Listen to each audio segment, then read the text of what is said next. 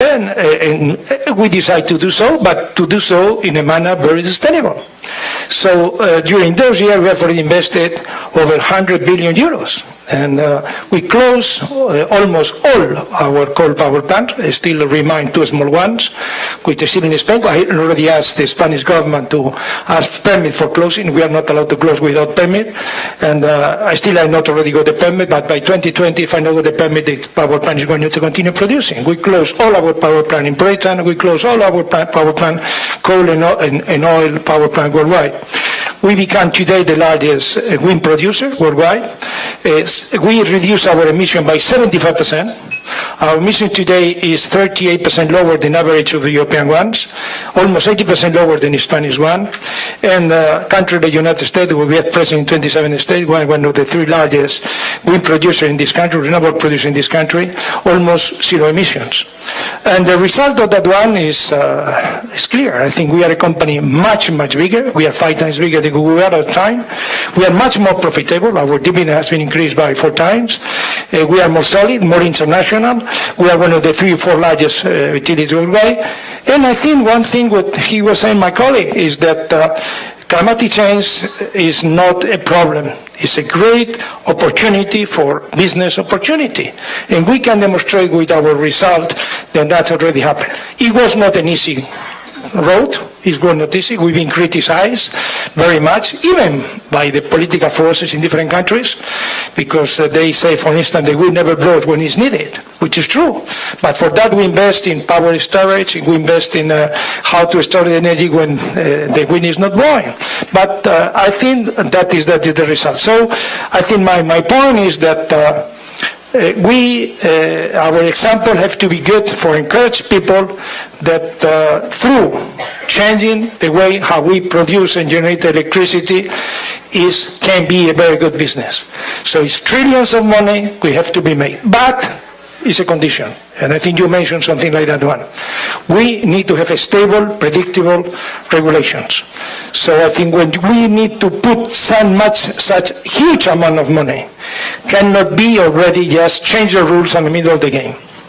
So in that, unfortunately, in many countries is happening. So which I think is a good thing, but I think it has to be a joint venture between governments and industries for making that happen. Thank you, Ignacio. And this story of business opportunities is really one that we would like to see amplified, and we would love this message to come across and come across for other businesses, those that are not in this room and those that are not converted yet. And we'll come back to the point on the coal power plants that are closing with a follow-up question later on the question of jobs and how you're managing that transition. But let's move to Roberta. Roberta, you're with PepsiCo. You're part of our action platform on water stewardship, and PepsiCo has been working for a long time to provide access to safe water, particularly for those that are in water-stressed areas. Tell us more about how this has become a priority and how it's driving some parts of your business. Thank you very much. Thanks, everybody, for having me. The link between climate change and water, I refer to kind of water as where, as we say in English, where the rubber meets the road on climate change. It's often the first physical manifestation of the effects of climate change on the ground. And PepsiCo being largely an agricultural company, I mean, you look at our product portfolio, we have the Frito-Lay business, we have our beverage business, we have our Quaker Foods business. We are an agricultural company at our roots. And climate change, as well as water sustainability, is deeply core to our entire value chain, particularly in the agricultural space. So our Safe Water Access Program, which is led by the PepsiCo Foundation, we have a target to provide 25 million people with access to safe water. We're ahead of glide path for that target. We've hit 16 million people since we started the program in 2006. But I would say it's only one of a number of specific, discrete goals that we have as a corporation around water. Water is a material risk in every sense of the word to PepsiCo and arguably to every food and beverage company in the world and beyond. So, it's no coincidence that we have no less than 7 discrete water sustainability goals that span every part of our value chain.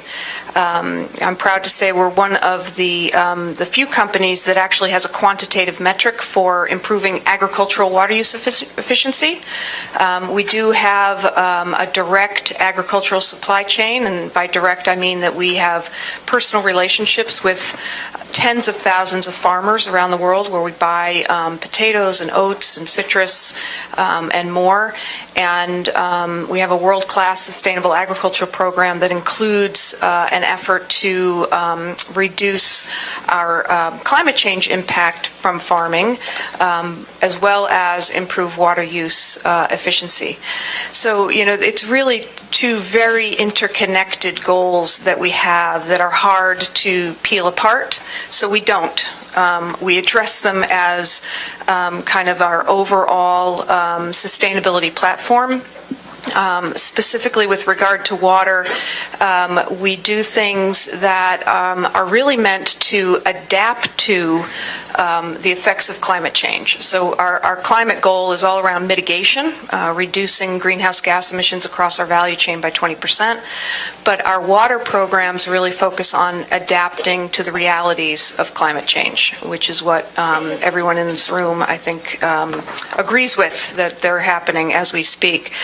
So we really do that in a number of ways, supporting impactful projects on the ground that protect source water. We have a number of NGO partners, prominent among whom is the Nature Conservancy. We are piloting new approaches to fill gaps in our knowledge around water. Groundwater data is very lacking around the world. Information on governance of water resources, policy and regulation is lacking.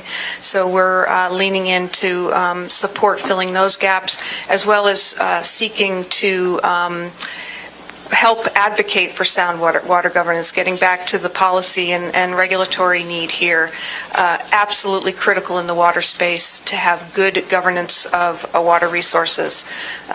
What I often say and hear from others is many parts of the world are highly water stressed, not necessarily because it doesn't rain enough, but because their water resources are governed inappropriately. So just kind of a smattering of what PepsiCo is doing on water as an adaptation, really, to the impacts of climate change. Thanks very much, Roberta. And we'll have a follow-up question also to you on how you're managing both climate and water priorities within your company in a moment. But first, let's hear from Christine. Christine, you're with DNB. This is the world's largest maritime bank. You have recently joined our action platform on ocean, and we would love to hear how, within your bank, you're prioritizing the issue of oceans and how you've established your broader SDG strategy as part of that. Thank you, and thank you for having me here. Yes, it's.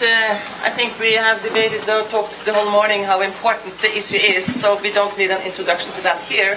But seeing in the map of Norway, you will see why ocean is important. We are surrounded by ocean. Ocean is 70% of Norwegian exports coming from ocean. More than 50% of. Do you hear me? No. Take mine. This one, it works. So then they don't hear you afterwards. Okay. Okay. I can restart some, but ocean is important for Norway. and you can just look at the map and you see why it's important. We are surrounded by ocean. And we put all ocean-related industry together last year because we see there's so many commonalities, and that includes seafood, includes shipping, offshore, and all oil-related industries. These industries in Norway is more than 70% of our export. It's more than 50% of the stock exchange in Norway. So it's core industries for Norway, and they are core industries for DNB. So the theme of CSR has become extremely important for all of us, and also then specifically for ocean. CSR became one of the strategic issues for the bank to handle last year. So it's on the top of our agenda. So how do we go about when this is such a core issue? I would say three things. We have to increase our knowledge base. We have to understand much more what's going on in those industries. We have to have a much more integrated dialogue with the clients to understand their policies, how they handle the policies, their targets, and to evaluate how seriously they all take the issues. And then we will set also requirements to clients. And the third one is to involve ourselves and use our voice internationally and nationally in the areas where we are relevant and where we may listen to. So I would say to involve ourselves, and that's also why we involved ourselves in the UNGC, because we feel we need to be where we need to take the active leadership. In order, this seems to disappear. It's not going in and out. Okay, now I'm back. Yeah. So this is the reason why we enrolled to the UNGC, because we want to take active leadership to see how we, with our position in the financial world, can take an active stand, influence, and set requirements to our clients, not as a environmental police, but as an influencer, as an integrator, and working with our clients in order to go the miles we all need to go. Excellent. Thank you, Christine. And I see, Ignacio, you want to come in. We'll get to. Do you have an urgent response to the ocean issue? Did you want to make that? Well, that works. So it's true that I was delighted to listen when Jean-Louis was commenting about the plastic. So we cannot continue doing what we are doing. I think we cannot have already certain countries which are mountains of plastic. We see when we go to those countries, but I think there are millions of tons which are in the ocean. And I think unless we do something, so I think we will pay for that one. So that's why the action which are being taken by Suez, action which is taken for yourself, is absolutely great to try to diminish this level of contamination we have not already since what we are doing. So it's so I'm very, very pleased to listen what I listen today here. So. Very good, thank you.